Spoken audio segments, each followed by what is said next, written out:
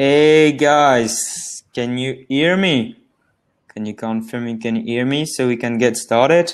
Great. Thanks, Alex, for confirming. Thanks, Ryan. Great, guys, to see you here. So today we're hosting a webinar with Alan Klement. Alan Klement, a speaker, is an author, business owner, and coach. Is a specialist of the Chap to Be Done framework and author of the book When Coffee and Kale Compete.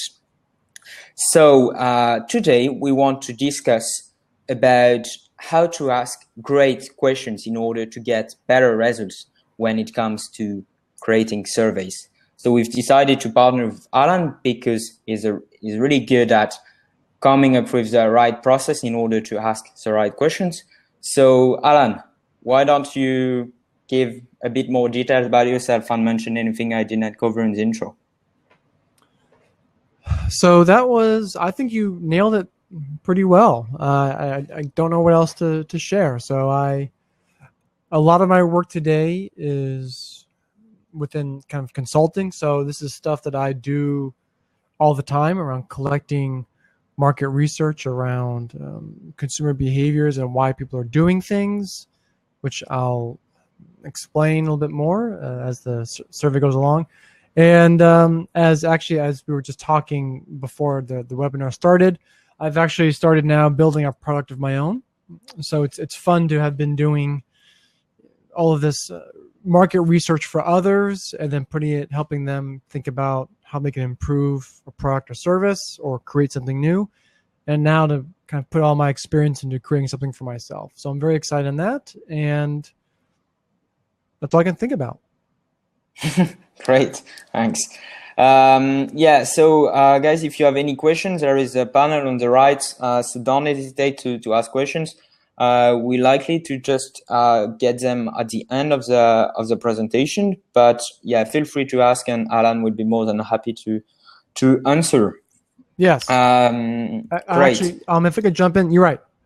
Sorry to kind of cut you off there. I wanted to jump in really quick and say that questions are great. So I really encourage those. Maybe if there's a question, I can't see the chat right in front of me right now because I'm in presentation mode, but if there's a really appropriate question that's very timely during the presentation, pop it in there. And if it's thought to be a good one, I can answer it right away, or we'll definitely get to them all at the end. I love questions. Those are the best. In fact, I would like to make as much of this presentation or this interaction about answering questions, and that's how I've kind of structured my presentation. Great, cool. Before starting, I have a quick question for you. Yes. At a high level, why do you think it's important to truly understand the customer? Oh yeah, so I believe that. So to me, when someone asks, understand the customer and so on and so forth, I think about understanding, why is understanding consumer behavior, right? So it's to me, it's more about their behavior, consumer behavior. Why is that important to a business? And so for me, I've learned this personally the hard way, but also from talking with so many people who've been doing this for a long time. It's really when we create a business, our purpose is growth, right? There might be some. I mean, even a nonprofit company, that wants to do some good in the world, cure AIDS, whatever. They still want growth. I mean, they still want consumers of that product or service.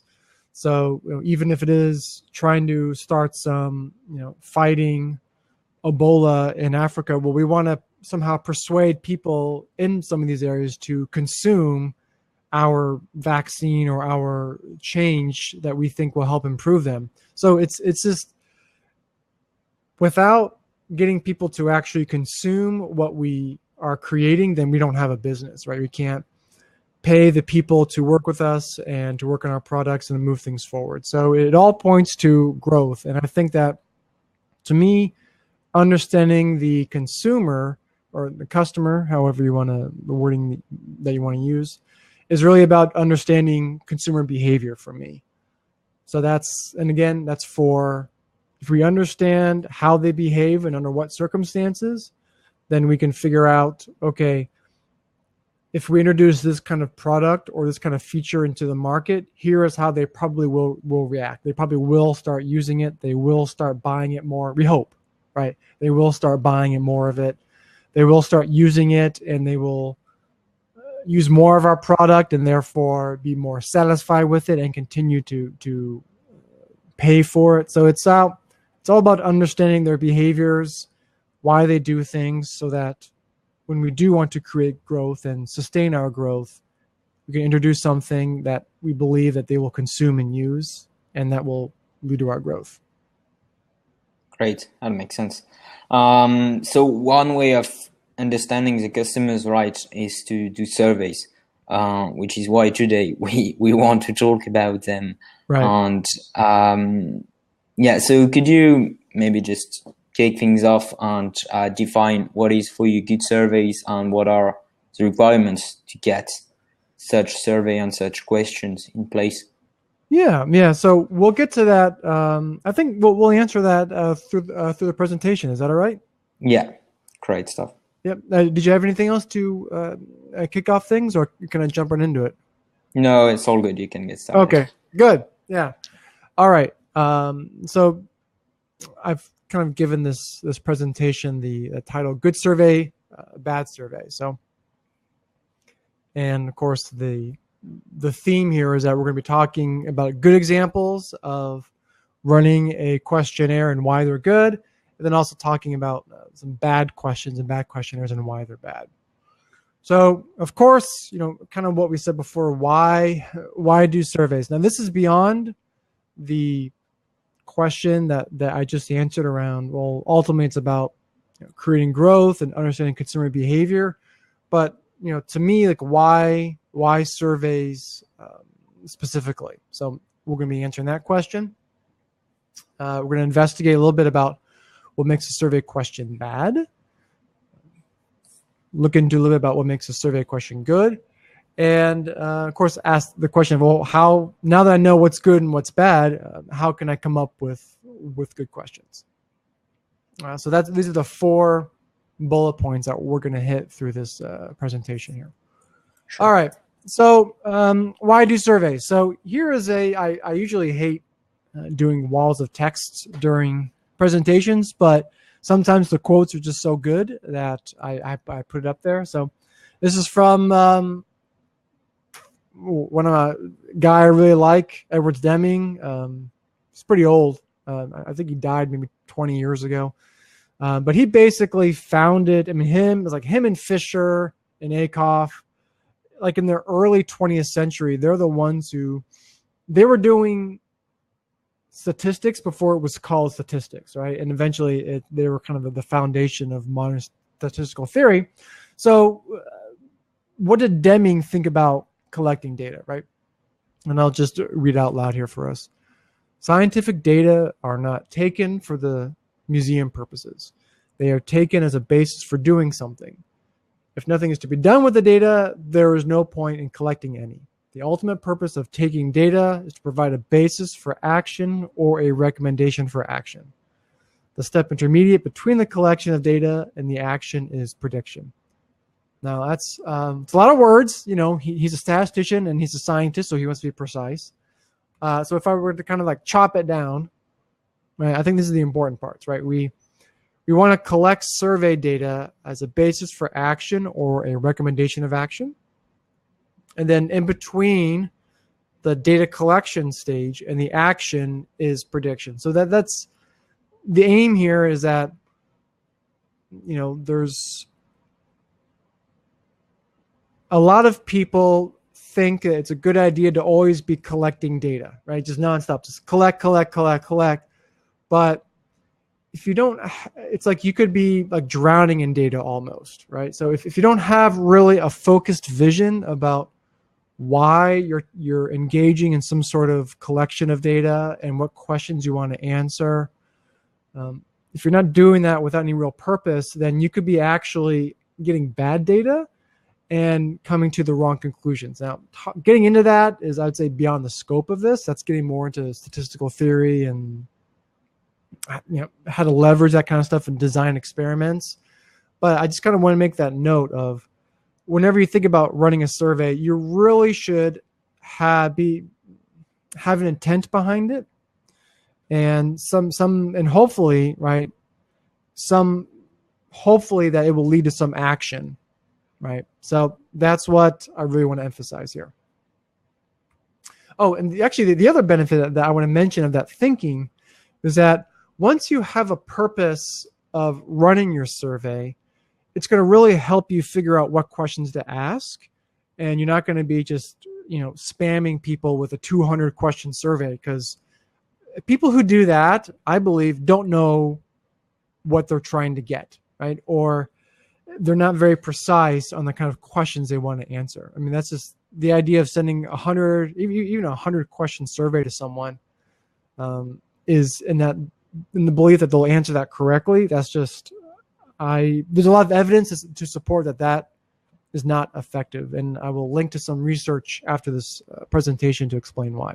So I just kind of want to touch on that again, that once you understand the purpose of a survey, you will be better at creating a survey. All right, so specifically, why a survey? So there are a few reasons why I do them and why I recommend them. So the first is, you want to understand some why within the market. And again, so we can act once we understand that why. But questions around why are people buying our product, right? Or why are people leaving our product? Why are people choosing a competitor over us? If we introduce some product into the market, will they buy it, and why would they or why wouldn't they buy it? So I think why is a very good shortcut way of thinking about some reason or some motivation in order to run a survey or do an investigation in the first place. And the second one is, this is really good too, right? I do this a lot. This is probably one of my largest or biggest reasons for doing a survey. Sometimes it's for preparation for a research project, right? Because I want to make sure, and again, the course of action is, I want to make sure that we choose the right people to interview. So, doing a surveys can't be just around, do you like our product or not? It could be about trying to reach out to specific people or specific consumers that we can engage with, and get some more data on them. There's that. And of course, this is probably another big reason why people like to do questionnaire surveys, which is it's cheaper and easier than interviews. However, and I'll get to this towards the end of the presentation, I think interviews, one-on-one interviews with consumers, is a great way to start sourcing good questions, right? I'll get to that presentation. However, once you feel like you have a good idea of what questions to put in front of people, then automating it through a survey service is much cheaper and easier, and it can scale in a way that one-on-one interviews cannot. Another thing that I like about surveys is it helps us reduce response bias. This is so response bias is this idea that a respondent will not answer a question truthfully, or maybe be influenced in some way to give a particular answer one way or the other. So, and to give an example, a lot of times in interviews, people who are running a one-on-one interview with someone, they'll ask what are called leading questions, right? So something like, well, you like our product, right? It's kind of this leading question, and someone's like, sure, yeah, I like that. Or something like, well, you said that you really like computers. Is that true? And it's like, well, yeah, I guess it's true. I said it before. Of course, maybe they realized that they lied, or they forgot that answer, or they changed their mind, but they don't want to say no because they don't want to maybe be embarrassed or something like that to the respondent. Or sometimes if you're asking sensitive questions, like, have you ever been diagnosed with a disease, or, has something embarrassing, fill in the blank on whatever that embarrassing thing could be. Some people, actually many people, are hesitant to answer someone one-on-one, right? But they probably will be more likely to answer that in a survey, because it's like, oh, okay, I'm telling some computer screen my answer, and it's just going to go into it's going to be, made anonymous in some database somewhere, and that's all right. So those are some good. There's always more, but these are, I think, 4 really good reasons, motivations, purposes to choose the survey method. All right, next part. What makes a bad survey question? So here is an NPS thing. Some people like NPS. I do not. If you follow me on Twitter, I frequently, you guys, what they call Twitter storm or Twitter rage, I guess you could say. I guess NPS things. If you feel like it's helpful to you, of course, go for it. Although I think there's a lot of evidence against it. But this is a very typical kind of NPS question, right? How likely are you to recommend, this is like a sales message, but it could be any product, to a friend or colleague? All right, so I'm going to break down why I don't think that's a good question to ask someone. Oh, yeah, I'm sorry. And here's another one I had the other day, which is from DocuSign. Another NPS from DocuSign. So first off, you're asking someone to self-assess themselves, right? That's, and even worse than that, you're asking them to self-assess the probability of something in the future. I mean, can you just imagine that? It's like, how likely do you think you are to do some action in the future? It's like you're asking the person to, one, be able to be honest in themselves and to self-assess themselves correctly. You're asking them to be an expert on behaviors, that they'll be able to predict their behavior in the future, and you're asking them to be an expert on probability.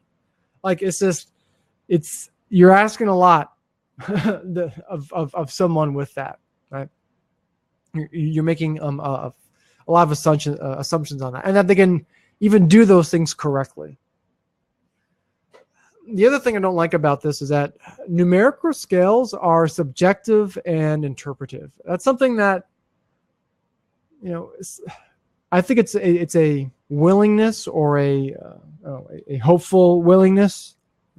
I don't know what's it called. Willingful ignorance. I'm not really sure what to call it, but when I'm looking at these numbers 0 through 10, my idea of 5. I'm not even gonna say might is. It's different than your idea of 5. I mean, to me, 5 could mean, it's kind of in the middle. Yeah, sure, I might, or probably, right? Because I say, okay, 10 is extremely likely, and so 5 is maybe like probably, right?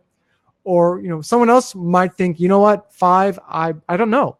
I'm not really sure what I would do. I mean, it's definitely not extremely likely. It's definitely not likely at all. So I'll put it in the middle, just because I'm not really sure. You put these numbers in front of people, and you have to be very careful of how that they recommend it, right? And the other kind of thing about this, and I don't want to get too much into number theory and statistical theory, but these, when it has numbers, these are categories of data. I wrote this article, The Illusion of Measuring what Customers Want. And even though it says numbers, those are not actually quantities, right? Those are categories. I mean, they could be animals, right? They could be colors, right? It's completely interchangeable. So, because there's no way to know, for example, that the distance between 5 and 6, right, is the same as the distance between 9 and 10. So, when you have these kind of scales like this, you're just relying on a whole lot of interpretation on the part of the respondent, and a good survey question will not rely on them to make subjective or interpretive assessments of themselves in the question itself. Oh yeah, I'm sorry. There it is. Yeah, the last one. There are not actually numbers; those are actually categories. I mentioned that already. So what's going on here is, and I don't want to spend too much time on this. You guys can Google it all later about it. But really, what's going on here is something like NPS in statistical theory. We say that it's not reliable and it's not valid, right? This is kind of a visual, a process that is both reliable and valid will be always hitting the bullseye, right? So that's reliable and valid. So valid means that it's hitting the mark it's supposed to, or within the context of the survey. A valid question is the answer you're getting is actually the truth, right? So, and to kind of give an example I'll go back to the NPS example here. So like, for example, is, if I say extremely likely, that's how likely I am in the future to do something. How valid is that, right? But then I don't ever do it, then it was an invalid measurement, right? I said, yes, it is extremely likely in the future that I will recommend this, but then I never do it, then it's like, that's an invalid measurement, right? I didn't actually measure what it was actually supposed to be measuring. And then, of course, reliable is once we execute the method, will it give us the reliable data over and over again? So again, going back to NPS, I've heard stories where people tell me that people's NPS scores within the same day can change, right? So that tells us that, and there has been no change to the product.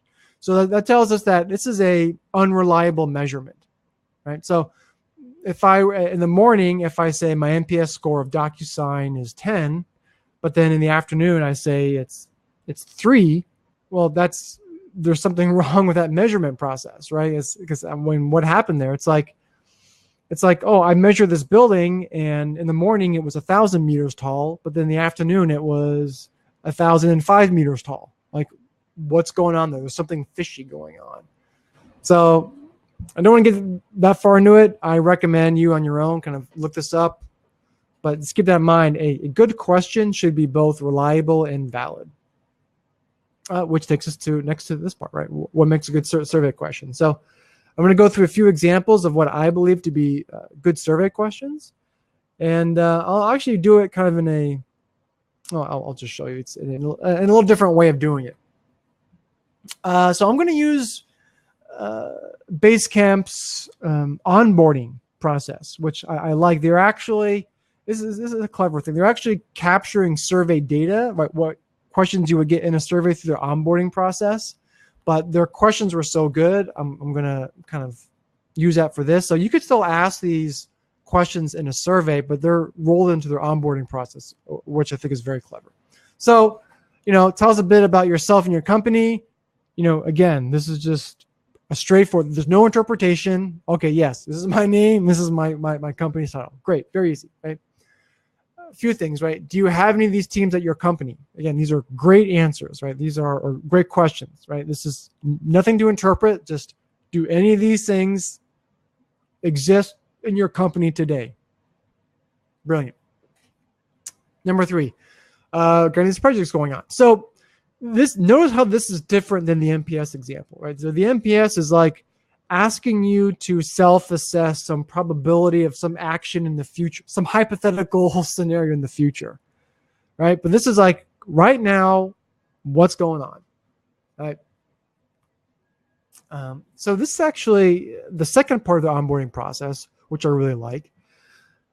And these are actually, again, great questions. So what brought you to Basecamp? And they put in front of someone, I call them catalysts, but types of events that in their research previously that they have discovered are reasons why people would come to Basecamp. So they're kind of, this is actually, behind the scenes, I know what they're doing here.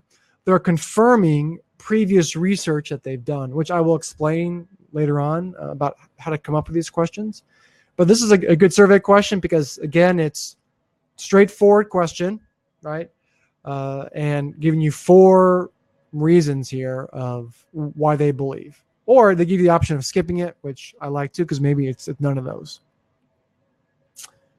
Another one. So this is what do you hope to do with Basecamp? Now this is, this is different than, how likely are you to do some action, right? This is really what this really is. This is goal assessment. So Basecamp is trying to capture from people, their goals that they're hoping to achieve with Basecamp. So at the time of purchase or the time of starting up, in their brain, they have some expectations of how they will improve because of Basecamp. And again, this came from previous research. That's where these questions and answers and these suggestions came from. But great question. Straightforward, succinct answers. Love it. And then, so this is pretty cool. This one is putting a story in front of someone. And again, this is actually a story that they have heard over and over again from previous research that they are putting in front of someone and saying, does this describe you or not? Right. And I like their answers. Yes, close enough, which a lot of people do put close enough. Right. So that's, or no. And I think that's me. I'm a big fan of the 3. You hit like the Likert scale, which is like 3 or 5, and you saw NPS, which is 11 actually. But I like 3, although sometimes people like to say 5, like 5. Respondents will say, it's kind of in between. But I like this one because it's like yes, sort of, or just no, right? I guess you could maybe put a kind of, but not really option in there. But I think that the no in there is good enough for the scenario. Then I also like how they say, help us make it better. So it's optional. And again, I'll get this later. I love these kinds of fields, like allowing people to express themselves or put in some stuff on their own. And when you do it like this in a very succinct, constructive way, I believe, in my experience, people will put in the time to do like a sentence or two. Don't put these things in. Don't ask them 100 questions, or don't ask for 10 of these things, right? Because people just get exhausted from it. But from these things, I really like adding those in there. So here is from another survey, which I really like, from Masterclass. So interesting. So in preparation of my next book, Jobs to be Done at Work, where I talk about actually how to design a research experiment, how to go out there and find jobs, how to model them, how to confirm them, so on and so forth. One of the examples that we were doing was Masterclass, just on our own. And coincidentally, one of the researchers I'm working with had been using Masterclass. And while we were running our own investigation, he got this survey, and he was like, hey, Al, look at this one question they're asking me. And I was like, wow. What was great about this was that these were the goals that we were uncovering in our interviews. So again, I'll describe it a little bit more later on, but I like this question because you're asking someone to choose goals, right, of kind of how they hope to improve. And this is actually very similar, and I'll actually maybe even go back to this Basecamp question, right? It's like, what are you hoping to achieve? How are you hoping things will change as a result of our product? And I think that's what Masterclass is doing here, but they're also giving people the opportunity to choose multiple, up to 3, which I really like too. So those are some examples of good questions. So I'll kind of give a bit more specifics on things that I like. I gave some good examples, but I'll kind of give some examples of categories. So having them ranking things. So having people force a choice is good. If you're familiar with kind of conjoint analysis, I don't want to go into if conjoint is bad or good, but the idea of forcing people to choose between things is really helpful, because asking people, like if I were to say, if I were to put the Edge, for example, if you look over here at the Edge brand TV here, if I were to put that in front of someone and say, what do you do or don't like about that? That's difficult for people to answer. Their brains kind of go pew, right? Because it's like, well, I don't really know how to answer that question. Like, what do I talk about? But if I put some choices in front of people, which of these do you like better, right? Or which one is most interesting to you?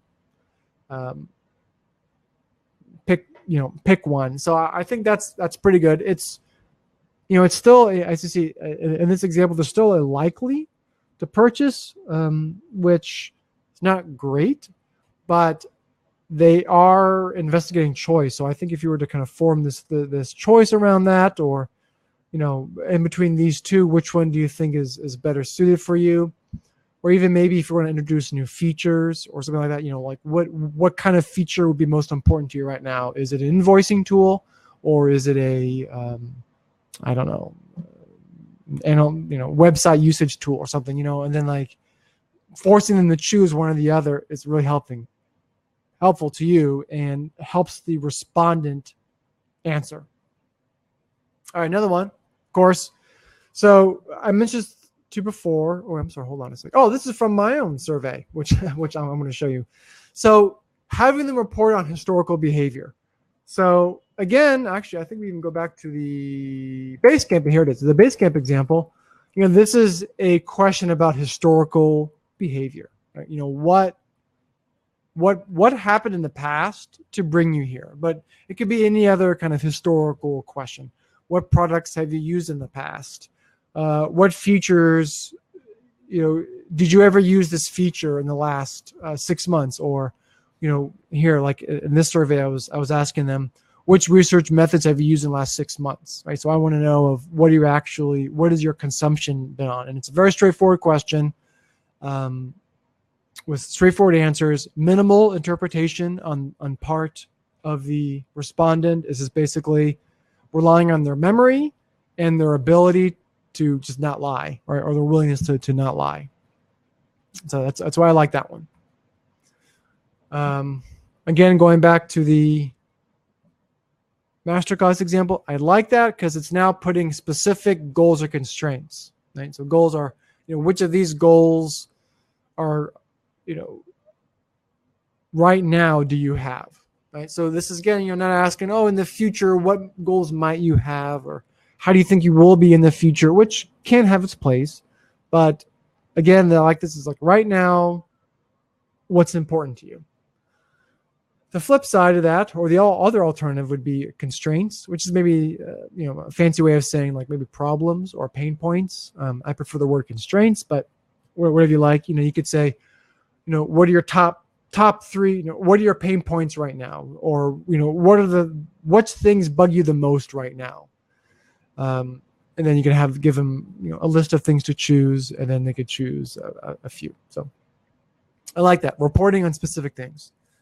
And again, open-ended questions. These are great, but again, recognize that I doubt any more than one people will answer. I think if you give them easy questions to answer in the beginning and then hit them with a one kind of fill in the blank question, that's good.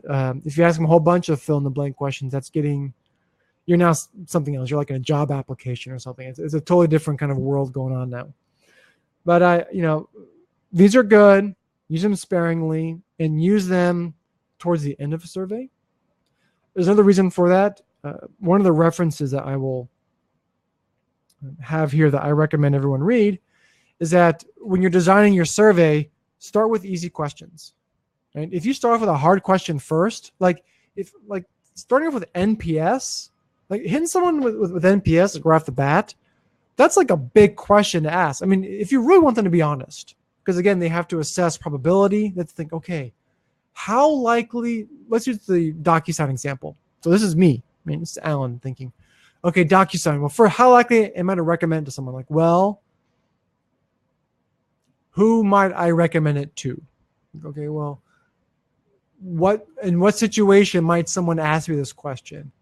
Okay, and I guess what kind of person might I recommend DocuSign to? Okay, so maybe if I talked with someone who was, very digital savvy and had a whole lot of documents, and they were working with other people who are digital savvy, then maybe I would recommend to them. Like, that's like that requires a lot of like cognitive load on your brain to process and think. But if you start with very easy questions like, where do you work? Or in the last month, what happened? Have you used any of these products before? These are very simple questions that build up that, numerous things. One, build up confidence of the respondent. Like, oh, okay, this is easy. This isn't so bad. These are easy questions. I'm getting trust now. I'm building confidence. I can answer these questions well.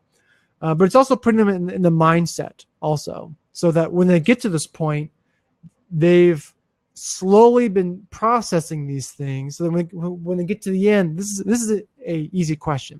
So let's even go back to the NPS, for example.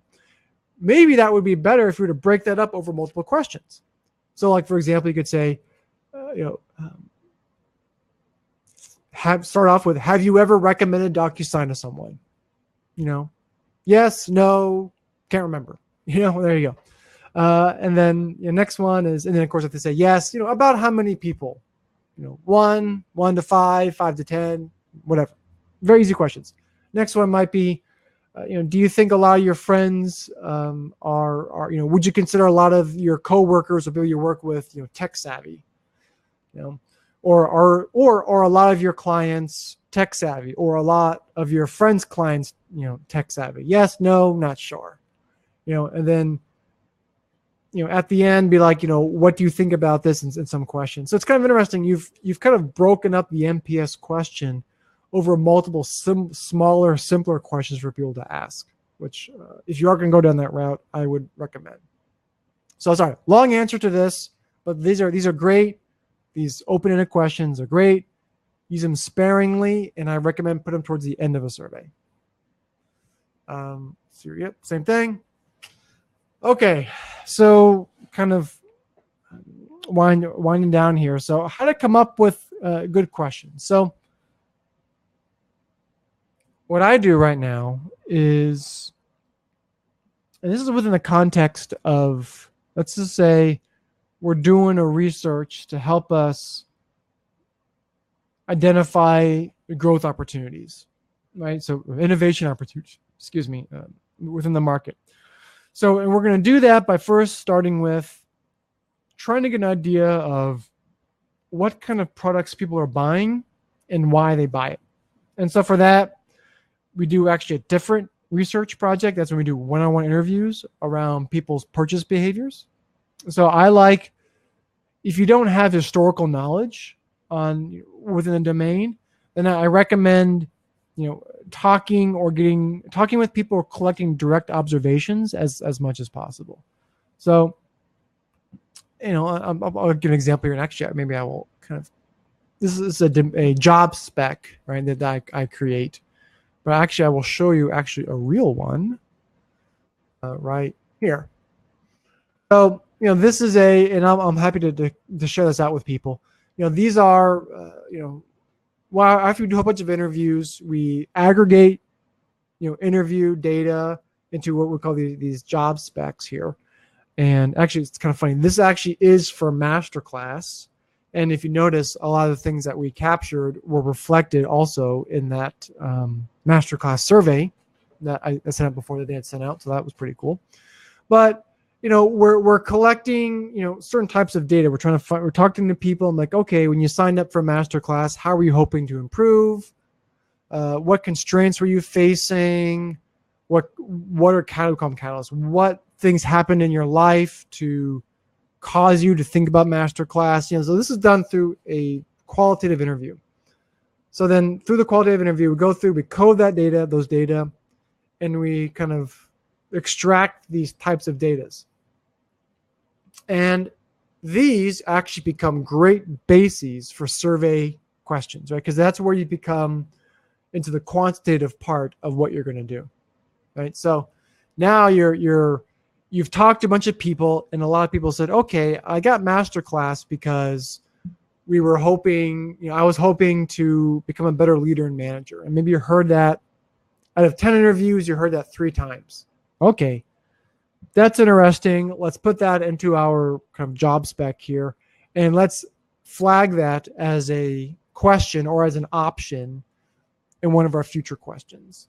So This is a whole another half-hour presentation packed into this right here, but I just kind of want to say that a great way to do is to kind of talk with consumers about their behaviors, why they're doing things, and so on and so forth, and then from that extract what important data that you think are important, right? Their goals, their needs, their pain points, whatever you want to call it, whatever you think is important to you, and then use that as a basis to then design better surveys, right? Because now you're putting choices in front of people that you've heard historically, and that can either help you quantify the data you have, right? Of course, quantify means count, so you're counting things that you believe exist, or it helps you confirm or deny your hypothesis. So in our interviews, we heard 5 times people say that they had this desire to move from middle to upper management. Okay, cool. We do a survey of 100 people and no one chose that. Okay, so maybe our initial survey, our initial investigation was flawed in some way. So now we have to reconcile that.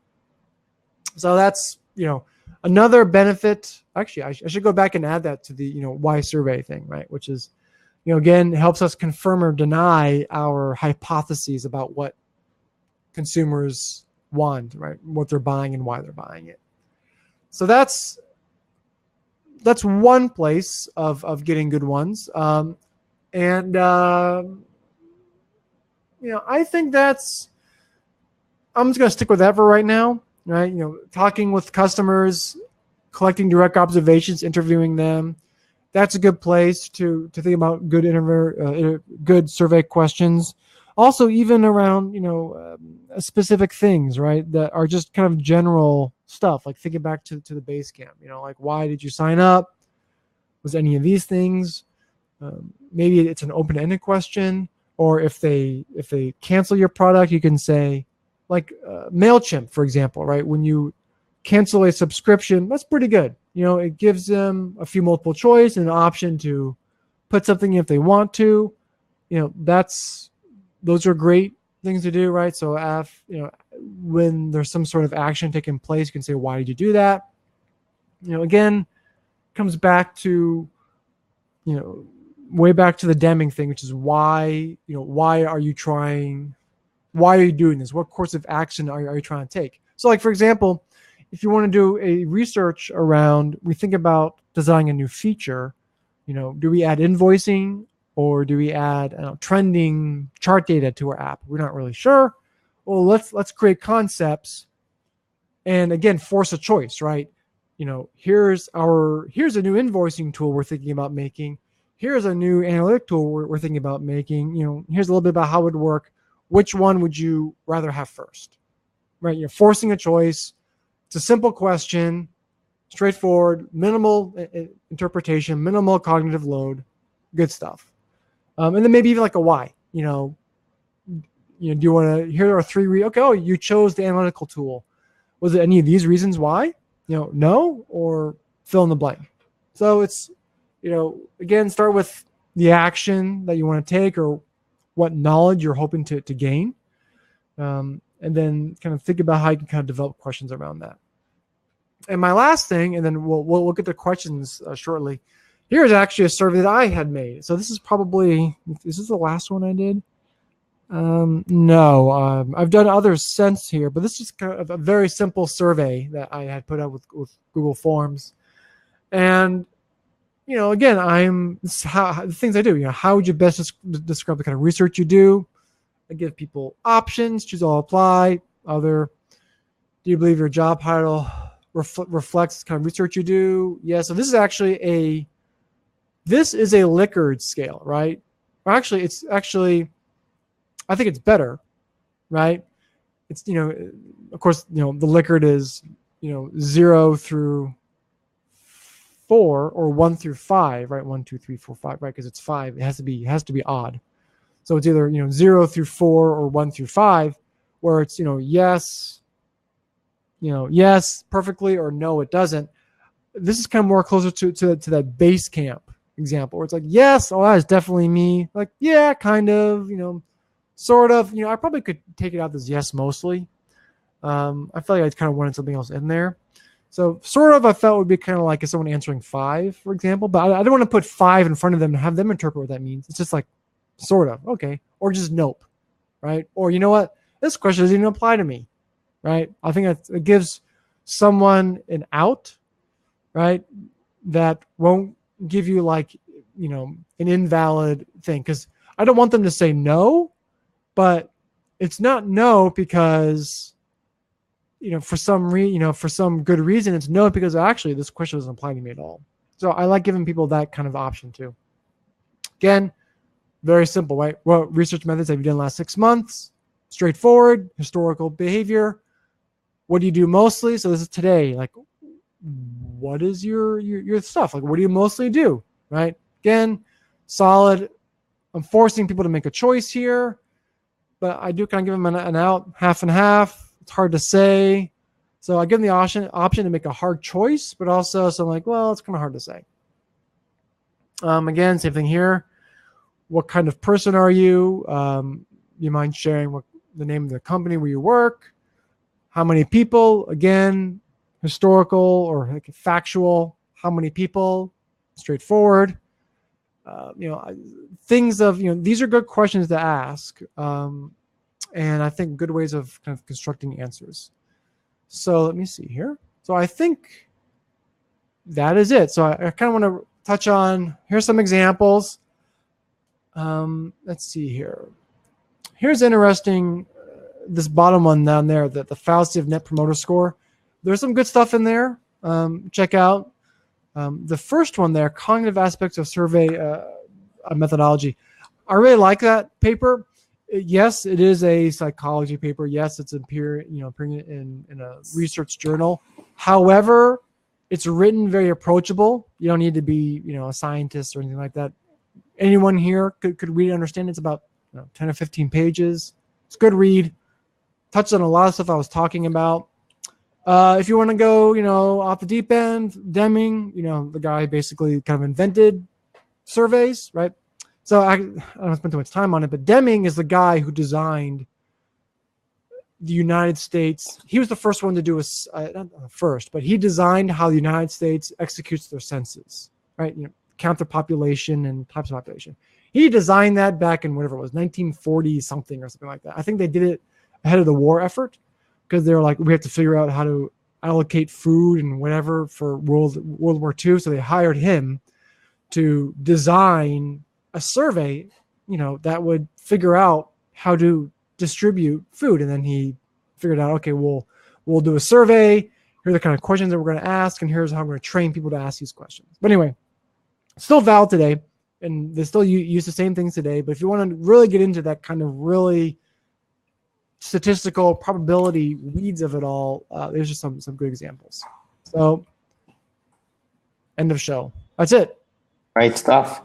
I think we have a few questions, Alan. Yep. So we're just going to start with the oldest one, I guess. And it was when you were talking about the Basecamp.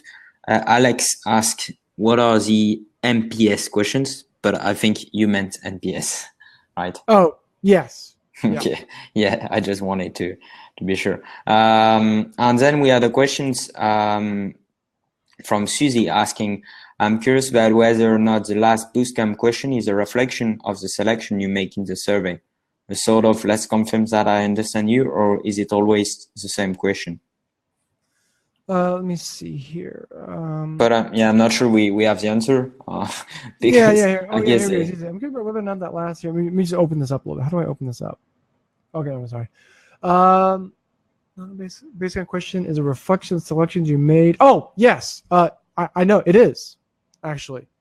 So this is what they've done. They've actually done a smart survey. So based upon what you chose here, right, and what you chose here. I'm sorry. Where's the first one? Where's question 1 and 2? Depending on what you chose here and what you chose here is being displayed here. So when someone chooses, there was a miscommunication and can't happen again, and they choose on streamline our process so we can keep growing, it will show them this one.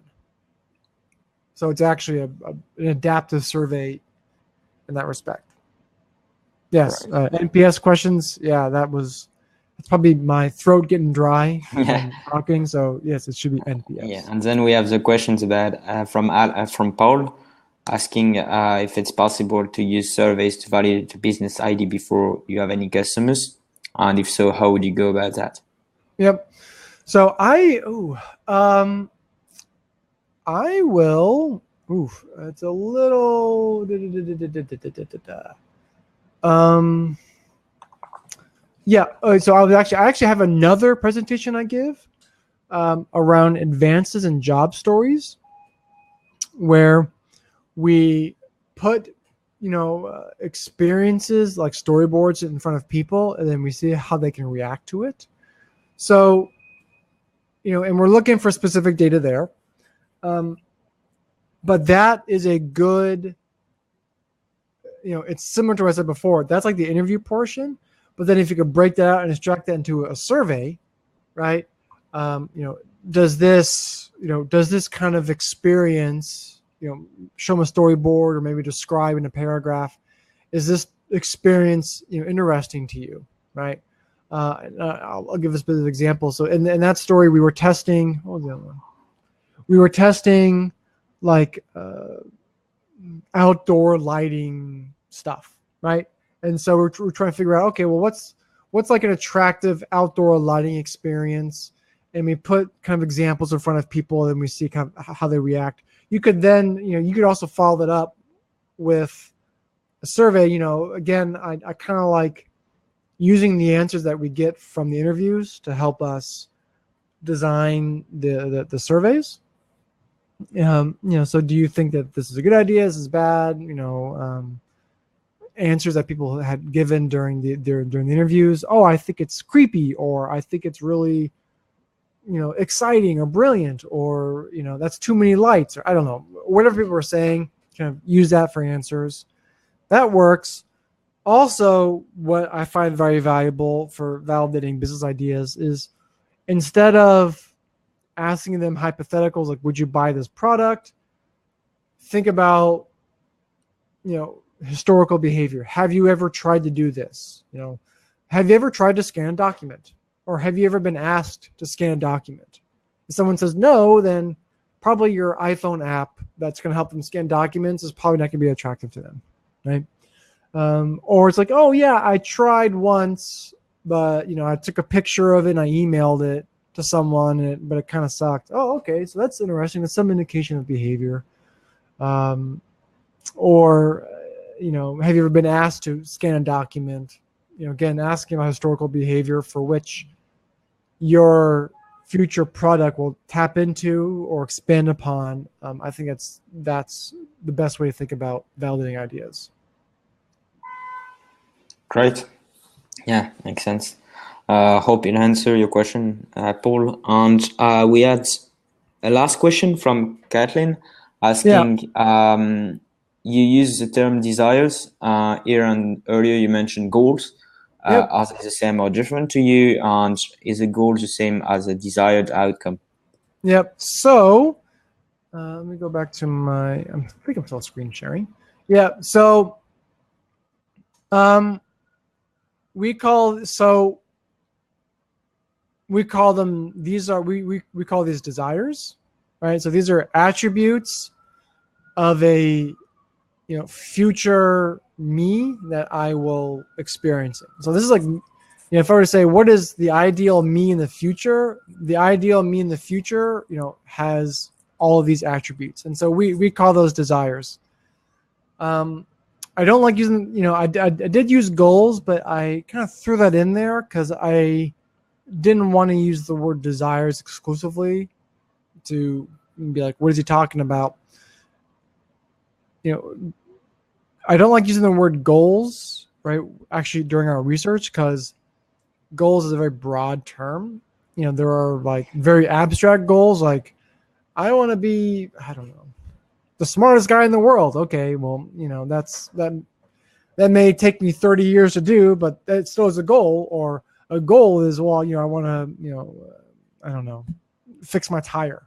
So it's like, goals are used in such a very vague way. So I guess you could say that these are, I don't know. Yeah, it's different. These are not really goals, right? These are like attributes, right? These are qualities of experience I want to have in the future.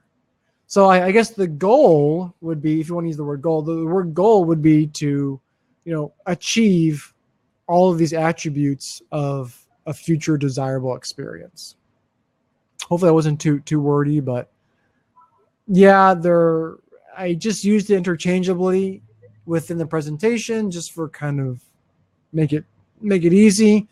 But I do see them as being different. I think goal is something to be achieved, like the ball went in the net. Well, there's the goal, right? We won the match. That's our goal is to win the match. It's kind of very concrete things.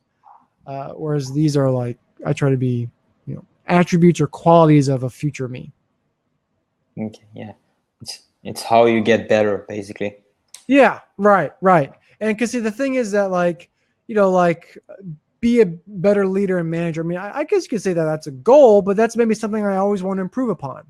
So it's like a better word. So Russell Acuff has this thing. I think he calls them ideals, objectives, and goals. Right. So ideals are things that you aim to get close to but never achieve. Right. And that's not like a negative way, but it's just like being a better leader and manager. That's an ideal. You're always striving towards that. You always want to become better.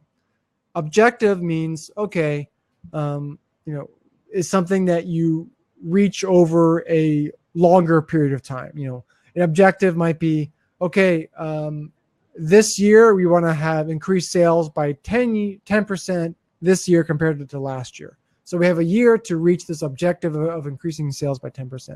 And then I think he calls goals are like, what are we going to do like right now, like the very near term things. Okay, we're going to organize this. We're going to have these in order. We're going to have this. Joe's going to take care of these things, like kind of very specific things. Cool. And do you see them as different than jobs? Yeah. Jobs. Yeah, jobs. So for me,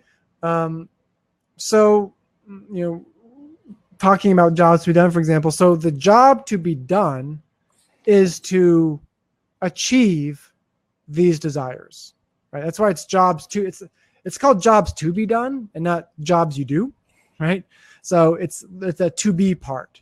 So for example, the job to be done would be help me, in my desire for career advancement, I need some product to help me achieve these desires.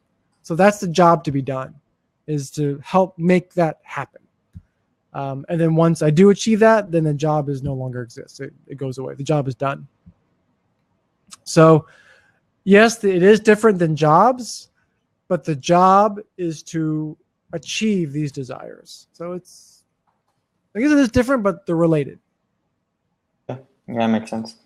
Cool. Yeah, so I think we don't have any question left.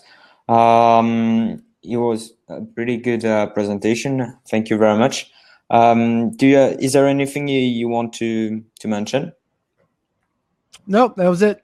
Cool. So we'll point all of your all of the things you mentioned that you would link to in the replay, in the show notes, and we'll make sure to send the replay to everybody that could not attend, and even the one who attend. And yeah, thank you very much, Alan. It was a really great presentation. Cool. All right. Thank you. Hopefully everyone helps out and makes some progress. Yeah, definitely. I can see some message coming in, very good messages. So thank you very much. All right. Thank you. Yeah, have a great day and talk to you soon. Okay. Cheers.